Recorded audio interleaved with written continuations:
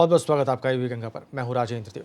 UP में corona बम फूटता ही जा रहा है और ऐसा हम इसलिए कह रहे हैं क्योंकि सिर्फ 12 घंटे में 120 नए मामले सामने आए हैं। इनमें से सिर्फ 86 मामले तबलीगी जमात से जुड़े हैं और 49 जिलों में यह महामारी पैर पसार चुकी है। राजधानी लखनऊ से ही कोरोना के 53 नए मामले सामने आए हैं। आगरा में 27 नए मामले सामने आए हैं और इससे ताज नगरी में आंकड़ा 200 तक जा पहुंचा है। फिरोजाबाद में भी 11 नए केस मिलने से सनसनी फैल गई है। मुरादाबाद और बिजनौर में 7-7 नए मामले सामने आए हैं।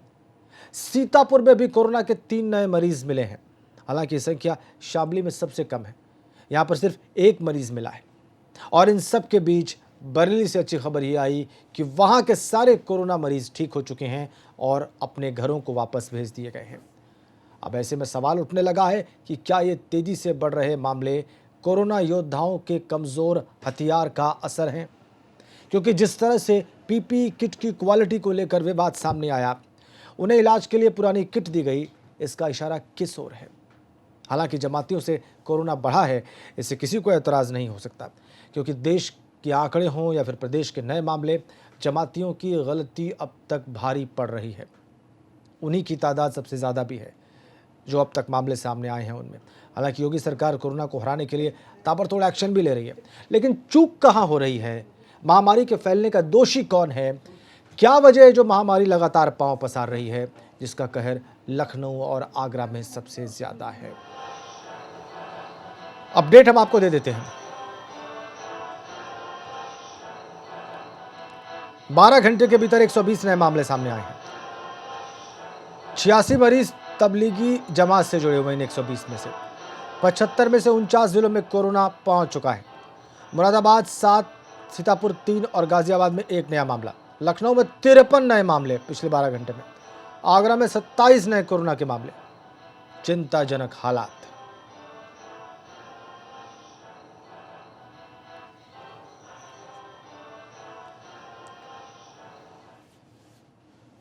जब हम यहाँ पर बैठकर चर्चा कर रहे हैं कोरोना पर, तो इसी बीच हमें लगातार अपडेट्स भी मिल रहे हैं। कानपुर में एक और कोरोना मरीज मिला है। इस वक्त की ताज़ा अपडेट हम आपको दे दें। कानपुर के मछरिया में नया कोरोना मरीज मिला है। बिजनौर के रहने वाले शख्स की रिपोर्ट पॉजिटिव आई है।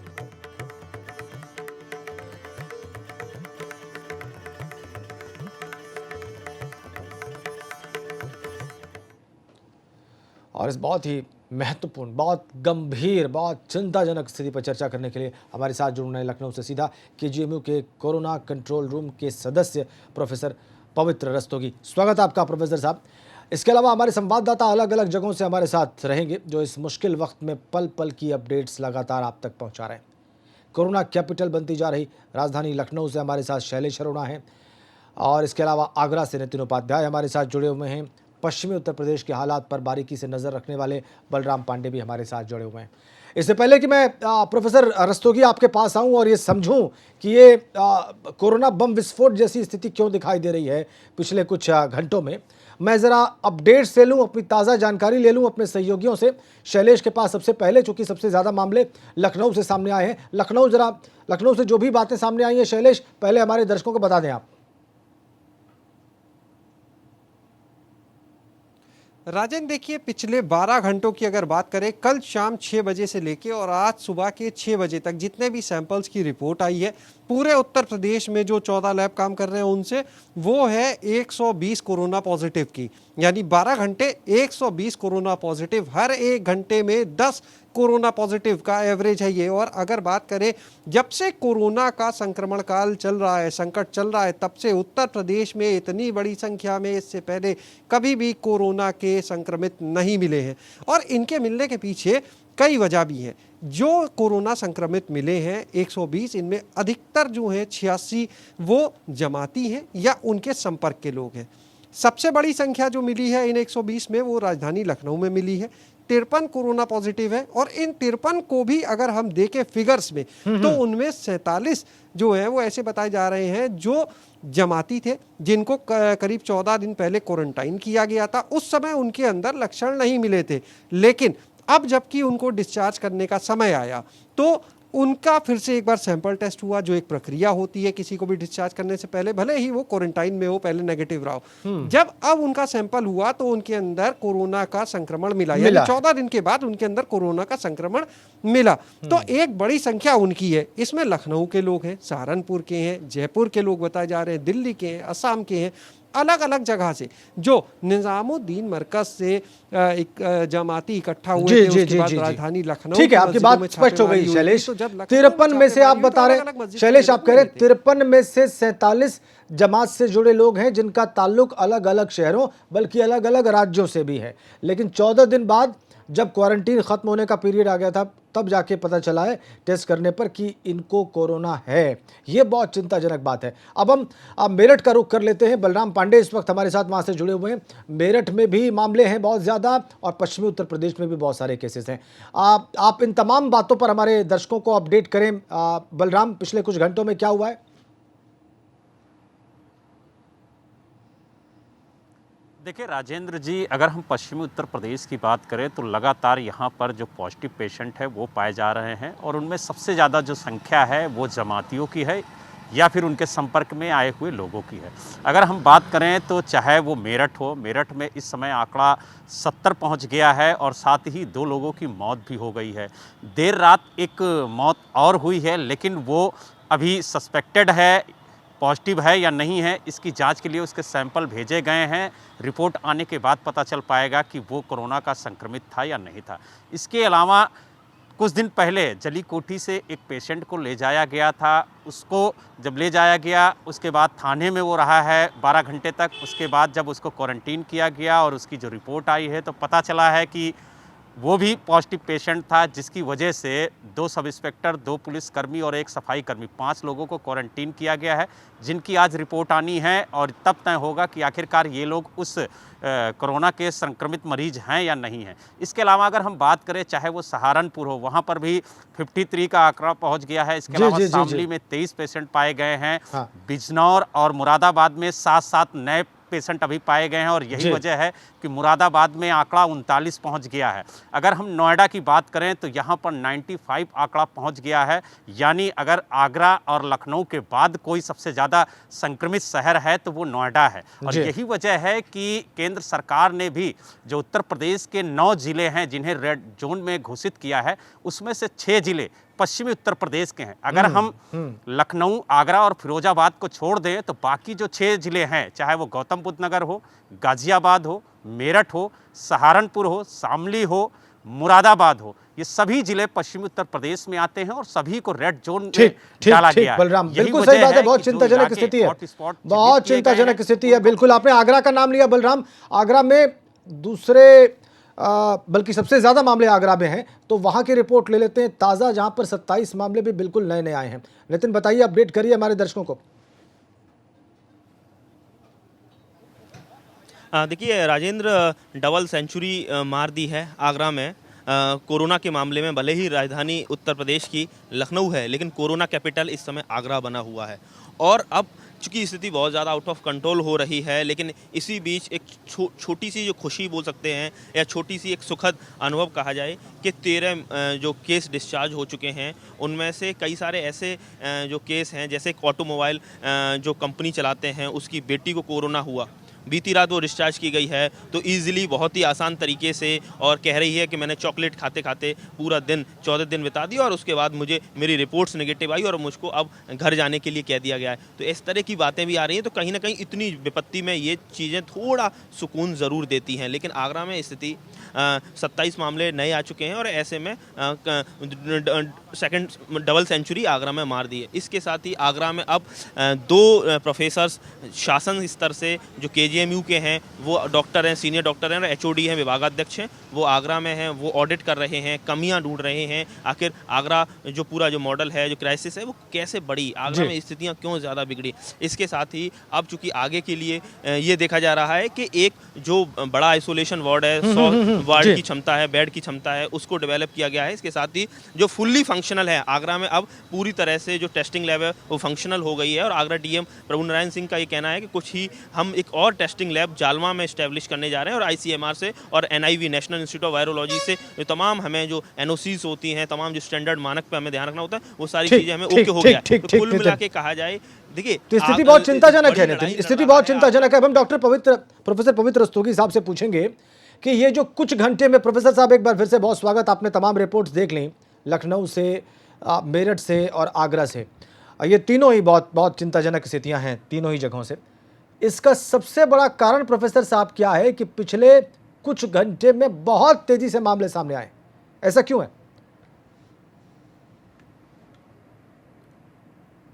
सबसे पहले तो ABP गंगा के सभी दर्शकों को सादर नमस्कार। जैसा कि हम सब जानते ही हैं कि इस समय पूरी दुनिया, पूरा विश्व कोविड-19 डिज़ीज़ से जूझ रहा है, और हम सब भी भारतवर्ष के नागरिक उत्तर प्रदेश में हैं, और हम सब भी इस डिज़ीज़ से बहुत अच्छे से लड़ाई लड़ रहे हैं। और इस बारे में मैं ये कहना चाहूँगा कि इसके दो पक्ष हैं, एक तो बचाव पक्ष और दूसरा उपचार पक्ष। इम्पोर्टेंट पहलू बचाव पक्ष ही है, जैसा कि हमारी सरकारें हम सबको ये कह रही हैं कि इस पे प्रोटेक्शन, प्रिवेंशन ही इम्पोर्टेंट है, अपने आप को बचा के रखना है। उपचार पक्ष पे एक चीज़ मैं यहाँ पे एक बहुत पॉजिटिव बात बताना चाहूँगा कि 90% से ज़्यादा केसेस में बहुत ही आसानी से ये चीज़ कोई ऐसा बहुत सिम्टोमेटिक वो नहीं आता है, इसलिए अपनी फ़िटनेस को ध्यान में रखें। और जैसा कि अभी आपने कहा कि अभी पिछले 12 घंटे में कई केसेस, काफ़ी ज़्यादा केसेस आए हैं, जी। बट हम यहाँ पे ये कहना चाहेंगे कि बहुत पैनिक वाली कंडीशन नहीं है। अभी भी हम लोग we are in the second stage, क्योंकि हमें प्राइमरी सोर्स के बारे में जानकारी है कि ये कहाँ से आ रहे हैं। जैसा कि अभी आप लोगों ने भी बताया है कि हमें सोर्स के बारे में जानकारी है। हमारी सरकारें बहुत अच्छे से काम कर रही हैं। हम लोग भी किंग जॉर्ज यूनिवर्सिटी में 24/7 घंटे बिल्कुल लगातार काम करते हुए, कल ही हम लोगों ने 3 पेशेंट्स को रिलीव किया है जो कि ठीक होके हमारे यहाँ से गए हैं। हमारे यहाँ की टीम बहुत अच्छा काम कर रही है और हम लोगों ने सबको अच्छे से रिलीव किया है। तो मैं ये कहना चाहूँगा कि बहुत पैनिक करने की ज़रूरत नहीं है। अभी भी हम लोग सेकेंड स्टेज पे हैं, हमें सोर्सेस का पता है, हम अच्छे से कंटेनमेंट कर रहे हैं, और ये कहना चाहेंगे कि सब लोग अपनी फ़िटनेस का ध्यान रखें और ये चाहें कि कैसे भी प्रिवेंशन करना है। जो जैसे कि हमारी सरकार कह रही है कि social distancing, physical distancing 6 feet की बना के रखें, सब लोग मास्क पहने और बार बार हैंड वॉश करते रहें, इसलिए hand hygiene is very very important. तो इस चीज़ का बहुत ध्यान रखना है जी। तो प्रोफेसर साहब, आप कह रहे हैं कि हम सेकंड स्टेज में हैं। प्रोफेसर साहब, आप कह रहे हैं, आप अभी भी कह रहे हैं कि हम सेकंड स्टेज में हैं, चूंकि हमें ज्यादातर लोगों का पता है कि उनका सोर्स कहां से था। लेकिन सर, कुछ ऐसे मामले हैं अभी नहीं है प्रोफेसर साहब, कुछ ऐसे मामले सामने आए हैं जिनमें सोर्स का पता नहीं चल रहा है।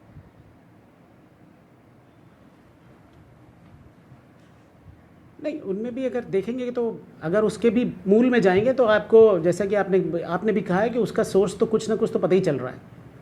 बिल्कुल ऐसा नहीं है कि आपको बिल्कुल भी सोर्स नहीं पता चल रहा, तो ऐसा नहीं है। We are on the second stage still now. ठीक है, तो अब ये कह सकते हैं कि हम तीसरी स्टेज के मुहाने पर खड़े हैं, जिस तरीके से 12 घंटे में 120 मामले सामने आए। प्रोफेसर साहब, नहीं, अभी ऐसा कहना बिल्कुल भी सही नहीं होगा। हम अभी भी सेकेंड स्टेज पे ही हैं। ठीक है, अभी बहुत सारी बातें हैं, बहुत सारी चीज़ें सामने आ रही हैं जिस पर लोग चर्चा कर रहे हैं। नोट सैनिटाइज करने की बात हो रही है। ये एक ऐसा विषय है जो मुझे लगता है कि ज़्यादातर लोगों के जहन में है कि क्या नोट से भी, करेंसी नोट से भी क्या कोरोना संक्रमण फैल सकता है। इस बारे में आपकी क्या राय है? देखिए, ये सब जैसा कि हम लोग सब जानते हैं कि एक नोवेल कोविड डिजीज़ है, तो अभी बहुत सारे स्टडीज़ और रिसर्चेस चल रही हैं। तो इसलिए ये कहना कि जैसे कि एक वायरल डिजीज़ है, वायरस एक लिविंग और नॉन लिविंग के बीच का पार्टिकल होता है और ये तभी ग्रो करता है जब किसी लिविंग सरफेस पे ये आता है। तो ये कहना अभी ये बहुत जल्दबाजी होगी कि ये नोट से ये फैलता है कि नहीं फैलता, ये रिसर्चेस के बाद ही पता चल सकता है। अभी ऐसा कहा नहीं जा सकता कि नोट से भी ये चीज़ फैलती है। जी, चलिए, इसको कहने के बारे में बहुत ही जल्दबाजी होगी कि अगर हम इससे कहें कि ये नोट से फैलता है। ठीक है प्रोफेसर साहब, एक चीज और, एक सवाल भी लोगों इसीलिए हम लोग कह रहे हैं कि प्रिवेंशन इज मोर इम्पोर्टेंट। बिल्कुल ठीक बात है, बिल्कुल ठीक कह रहे हैं आप। प्रिवेंशन पे तो लगातार हम लोग भी जागरूक कर रहे हैं और आप लोग भी अपनी बातों से लगातार लोगों को ये बात कह रहे हैं लेकिन एक बात भी और भी चर्चा में आ रही है प्रोफेसर साहब, और वो बात ये है कि टेम्परेचर बढ़ने के साथ साथ हमने देखा है ज़्यादातर वायरल जो डिजीज़ेज़ होती हैं, वायरल बीमारियां होती हैं, वो ख़त्म होने लगती हैं या ख़त्म हो जाती हैं। अब टेम्परेचर लगातार ऊपर जा रहा है, अभी आज के मौसम की बात छोड़ दें तो क्या इससे कोई फ़र्क पड़ने वाला है? जी जी, फिर मैं ये कहूँगा कि ज़्यादातर डिजीज़ में ये होता है कि टेम्परेचर जैसे जैसे रेज होता है तो वायरल का जो प्रोटीन कैप्सिड है उसकी जो वायरल कॉपीज़ का इंक्रीज़ है वो कम होने लगता है। लेकिन फिर अभी इस पर रिसर्च चल ही रही है, तो इसलिए ये कहना मुश्किल है। इसलिए हम बार बार कह रहे हैं कि जितना भी अपना हाथ है, नाक, मुंह और आँख पे टच करने से पहले बहुत अच्छे से हाथों को धो लें। अगर कोई भी चीज़ आप टच करते हैं उसके बाद में अगर आपको अपने नाक, मुंह और आँख को छूना है तो उससे पहले अपना हैंड वॉश बहुत इंपॉर्टेंट है। जैसे जैसे टेम्परेचर बढ़ रहा है तो मैं एक बात और कहना चाहूँगा कि पूरे वर्ल्ड का अगर हम सिनारियो देखें तो जो मोर्टेलिटी रेट है वो इंडिया में बहुत कम है। अगर हम देखें तो इट्स लेस देन 3%, 3% से भी कम हमारे यहाँ मोर्टेलिटी रेट है, जो कि एक बहुत पॉजिटिव साइन है। तो हमें उस पॉजिटिव साइन के ऊपर ही रहना होगा। तो बहुत पैनिक करने की ज़रूरत नहीं है, अपनी फ़िटनेस पे ध्यान रखें और अपने आप को प्रिवेंट करते हुए हम इस डिजीज़ से बचें तो हम सब लोग बहुत अच्छे से आगे बढ़ जाएंगे। जी शैलेश, मैं शैलेश के पास जाऊंगा। शैलेश, आप राजधानी में हैं और राजधानी में बहुत तेज़ी से मामले बढ़े हैं और आपने लोगों से बात भी की होगी, लोगों की समस्याएं भी आपने सुनी होंगी। शैलेश, आप इस बीमारी की वजह से लोगों के जहन में सबसे बड़ी बात आपने क्या नोटिस की है? देखिए, लोगों में कहीं ना कहीं डर और दूसरी तरफ अपने आप को कैसे बचाना, इसको लेके जागरूकता, दोनों ही चीज़ें चल रही हैं। लगातार हम भी अपने दर्शकों को बता रहे हैं कि वो डरे नहीं, बल्कि अपने आप को सुरक्षित कैसे रखना है इस पर ध्यान दें। लेकिन जो एक सबसे बड़ा सवाल है, जब जब ये नए केस आते हैं तो सबसे पहला सवाल मन में ये आता है लोगों के कि अगर इसी तरह से केस सामने आएंगे तो क्या लॉकडाउन खुलेगा या इसे और बढ़ाना पड़ सकता है, क्योंकि निश्चित रूप से ये एक बड़ी चुनौती है। लॉकडाउन 2 शुरू होने से पहले जब उत्तर प्रदेश सरकार की तरफ से एक बयान आया था कि जब तक प्रदेश में एक भी कोरोना पॉजिटिव होगा तब तक वो जहां पर वो होगा वहां से लॉकडाउन जैसी स्थितियां बदलने के ऊपर सोचा नहीं जा सकता है। तो अगर उन चीजों को आपने बहुत महत्वपूर्ण बात कही शैलेश, लोगों के मन में कहीं यही सवाल, हालांकि आपने बहुत इंपॉर्टेंट बात आपने यहाँ पर अंडरलाइन की है शैलेश। लोगों के जहन में ये बात है। प्रोफेसर रस्तोगी से ही पूछ लेते हैं, आप तो कोरोना कंट्रोल रूम में हैं इस वक्त, प्रोफेसर रस्तोगी। शैलेश जो बात कह रहे हैं बिल्कुल ठीक बात है, ये बात लोगों के जहन में है। लॉकडाउन 2 शुरू हुए भी 2-3 दिन का वक्त गुजर चुका है और 3 मई तक ये सेकेंड लॉकडाउन है। अब उसमें केसेस ऐसे बढ़ रहे हैं, इतनी तेज़ी से सामने आए हैं। आप ठीक बात है, पैनिक होने की आवश्यकता नहीं है, लेकिन जो पर्पस था सेकेंड लॉकडाउन को अप्लाई करने का वो अभी तक सामने नहीं आया, वो अभी तक पूरा होता नहीं दिख रहा है। प्रोफेसर रस्तोगी,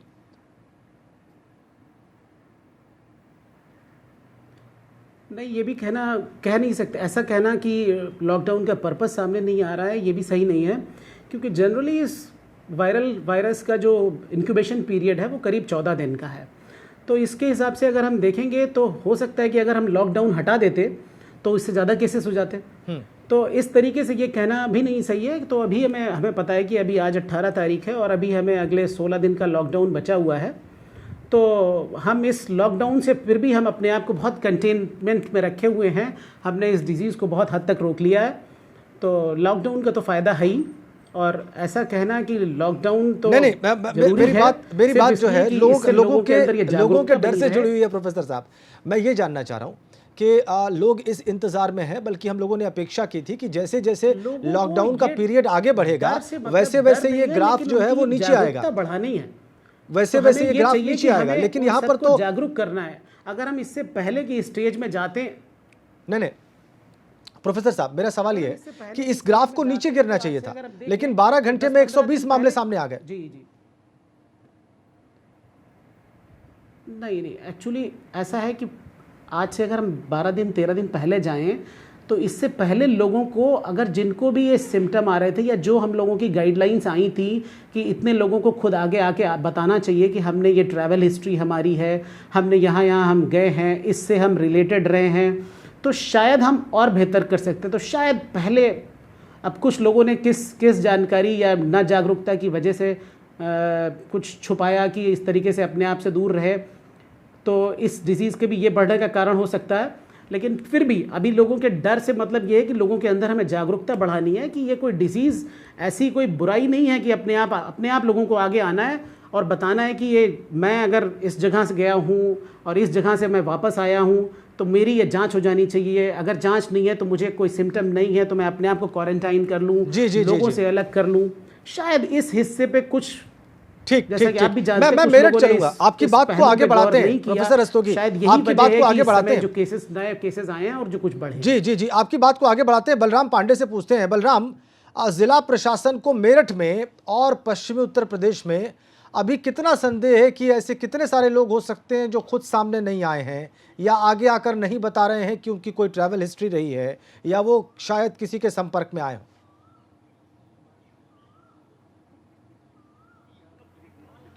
देखिए राजेंद्र जी, लगातार प्रशासन, चाहे वो जमाती हों या फिर जो इससे सस्पेक्टेड पेशेंट हों, उनसे लगातार अपील कर रहा है कि वो सामने आएँ, प्रशासन को बताएं ताकि उनको क्वारंटीन किया जाए और उनका तत्काल उपचार किया जाए और इस महामारी से, इस संक्रमण से और लोग इफेक्टेड ना हों, उनको बचाया जाए।